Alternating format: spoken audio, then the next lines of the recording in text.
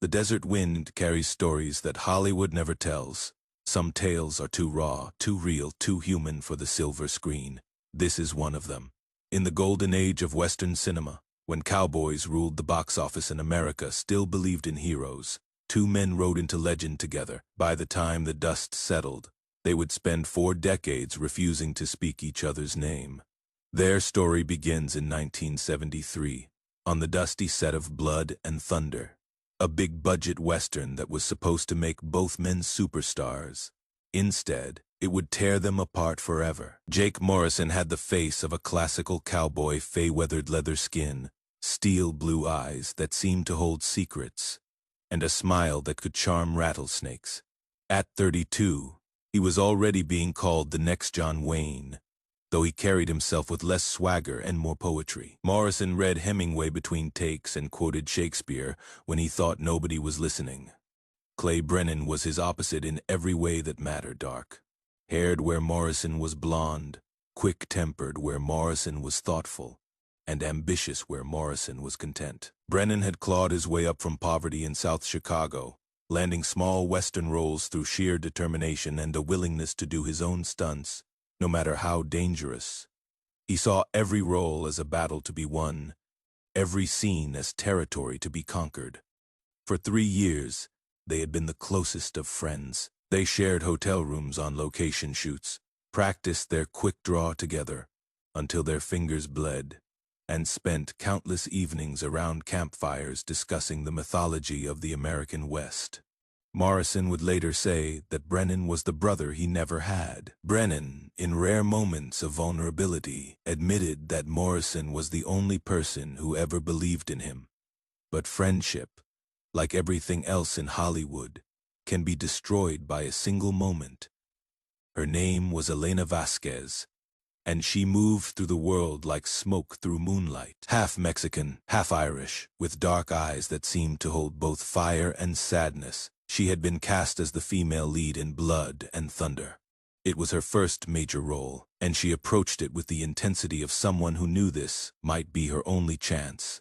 Elena was supposed to be Morrison's love interest in the film, but chemistry doesn't follow scripts. From the moment Brennan saw her step off the train in the small Arizona town where they were shooting, something shifted in the air. He found excuses to be near her. He brought her coffee in the mornings and walked her to her trailer at night.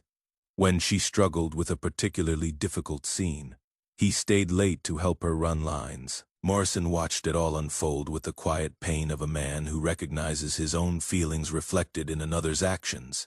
He had fallen for Elena the moment she smiled at him during their first read-through, but Morrison had always been too much of a gentleman to pursue a woman aggressively. He believed in patience, in letting love grow naturally like desert flowers after rain.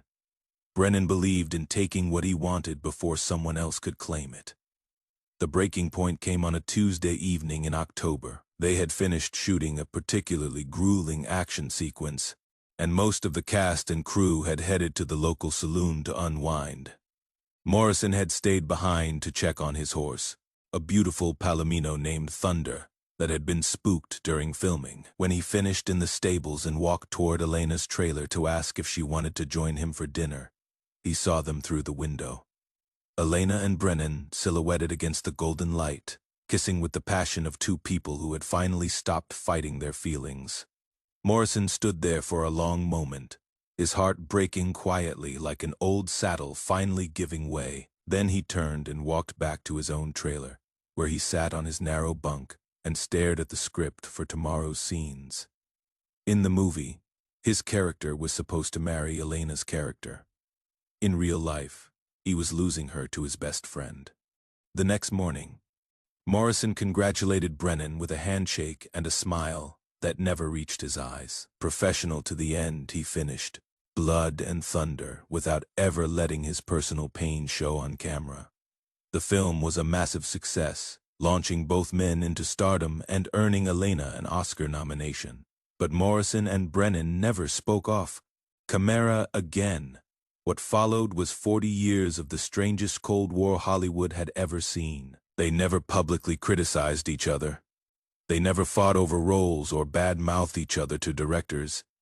Instead, They simply erased each other from existence. When Morrison won his first Academy Award in 1976, Brennan was notably absent from the ceremony, claiming a scheduling conflict. When Brennan was honored with a Lifetime Achievement Award in 1989, Morrison was filming in Spain and couldn't attend. They moved through the same industry, attended the same parties, worked with the same directors, but they never occupied the same space at the same time. The entertainment press noticed, of course.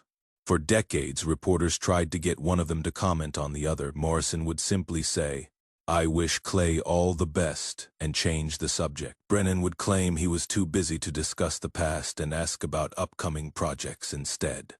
Elena married Brennan in a small ceremony in 1975. Morrison never married at all. He dated actresses and models, had relationships that lasted months or sometimes years, but he never again looked at a woman the way he had looked at Elena Vasquez during those brief weeks in Arizona. The years passed like scenes from different movies. Morrison became known for playing thoughtful, complex characters, face sheriffs with dark pasts, gunfighters seeking redemption, aging cowboys trying to adapt to a changing world. His performances grew deeper and more nuanced with age, earning him critical acclaim and 3 more Academy Awards. Brennan chose a different path, becoming an action star who specialized in tough, uncompromising heroes. His characters never questioned themselves, never showed weakness, never failed to get the girl. He became one of the highest-paid actors in Hollywood, with a string of blockbusters that made him a global icon. But success couldn't heal old wounds. If anything, their achievements only made the silence between them more profound. They were 2 of the greatest Western actors of their generation, and they shared no common ground except the secret they both carried. Elena gave up acting after her marriage to Brennan, choosing instead to raise their 2 children and manage her husband's career from behind the scenes. She occasionally appeared at premieres and award shows, always beautiful, always gracious, but there was something indefinably sad about her smile, as if she carried her own regrets about that autumn night in Arizona. In interviews, when reporters asked about her brief acting career, she would speak warmly about the experience, but deflect questions about her co-stars. "Jake Morrison was a wonderful actor," she would say. "I learned so much from working with him." She never mentioned that she had kept a photograph from the Blood and Thunder rap party, a picture of herself flanked by both men, all 3 of them young and laughing and innocent of the pain that was coming. The closest Morrison and Brennan came to a public confrontation was at the 1995 Western Heritage Awards, where they were both being honored for their contributions to the genre. The organizers had unknowingly seated them at tables, barely 20 feet apart, for the entire 3-hour ceremony. They managed to avoid making eye contact, speaking to everyone except each other, moving through the crowd like 2 magnets with the same polarity. A photographer captured a moment that became legendary among Hollywood insiders. Morrison and Brennan standing back to back as they talked to different groups of people, so close they could have touched shoulders, both of them clearly aware of the other's presence, but neither willing to turn around. That photograph would later be displayed at Morrison's funeral, a symbol of the tragic waste of 40 years. As the new millennium arrived, both men entered their 70s. Morrison, still unmarried, lived quietly on a ranch in Montana, where he raised horses and wrote poetry that he never showed anyone. He had officially retired from acting, but occasionally emerged for special projects that meant something to him personally. Brennan had settled into the role of Hollywood elder statesman, mentoring young actors and producing films through his own company. His marriage to Elena had weathered several rumored affairs and one brief separation in the late 80s, but they had stayed together, presenting a united front that the tabloids could never quite crack. Neither man ever spoke about their feud, but those close to them began to notice changes. Morrison's housekeeper mentioned that he sometimes watched Brennan's old movies late at night, when he thought no one would notice. Brennan's assistant observed that her boss kept a scrapbook of Morrison's award wins and charitable activities, though he never looked at it when anyone else was around. Time, it seemed, was softening the edges of their anger, replacing it with something that might have been nostalgia or regret. The end began on a Tuesday morning in March 2015. Morrison was exercising his horses when he felt a sharp pain in his chest, as if someone had driven a railroad spike through his ribs. He managed to call for help before collapsing in the stable doorway, his hand still reaching toward Thunder's stall. The heart attack was massive and swift. By the time the paramedics arrived, Jake Morrison was unconscious. He died 3 days later in a Billings hospital, surrounded by friends but not family, because he had outlived most of his blood relatives and never created a family of his own. The news hit Hollywood like a thunderbolt. Morrison had been a private man, but he was beloved by everyone who had worked with him. Tributes poured in from directors, co-stars, and fans around the world. The governor of Montana ordered flags flown at half-staff. The Academy of Motion Picture Arts and Sciences announced a special memorial service. For 3 days after Morrison's death, reporters camped outside Brennan's Beverly Hills home, waiting for a statement. Brennan's publicist issued a brief press release. Mr. Brennan is saddened by the loss of a fellow actor and extends his condolences to Mr. Morrison's friends and family. It was polite, impersonal, and utterly meaningless. But on the morning of Morrison's funeral, something extraordinary happened. The service was held at a small church in the Montana town where Morrison had lived for his final decade. It was exactly the kind of ceremony he would have wanted. Face simple, honest, and filled with people who knew him as a neighbor and friend rather than a celebrity. The church could hold maybe 200 people, and every seat was filled with local ranchers. His housekeeper, the veterinarian who had cared for his horses, and a handful of Hollywood friends who had made the journey to Montana. The service had been underway for 20 minutes when the church doors opened softly. A tall figure in a dark suit and sunglasses slipped into the back pew, trying to be inconspicuous but failing completely. Half the congregation turned to stare at Clay Brennan, who had flown from Los Angeles on his private jet and driven 3 hours across Montana just to attend the funeral of the man he hadn't spoken to in 40 years. Brennan sat alone in the back row, his hands folded, his famous face composed but somehow smaller than it appeared on screen. He listened to the eulogies in silence, watched the slideshow of Morrison's life with careful attention, and never once removed his sunglasses. When the service ended and people began filing out to the cemetery, Brennan remained seated. He waited until the church was nearly empty, then walked slowly to the front, where Morrison's casket rested, covered in wildflowers that had been picked from his own ranch. What happened next was witnessed by only a few people, but their accounts were consistent. Brennan stood beside the casket for several minutes, not speaking, just looking down at the polished wood that contained his former friend. Then he reached into his jacket pocket and pulled out something small, a photograph. It was the picture from the Blood and Thunder rap party, the one Elena had kept all these years, the one that showed 3 young people laughing together before love and pride and foolishness tore them apart. Brennan placed the photograph on top of the casket, right next to a small bouquet of desert sage, Faye Morrison's favorite plant.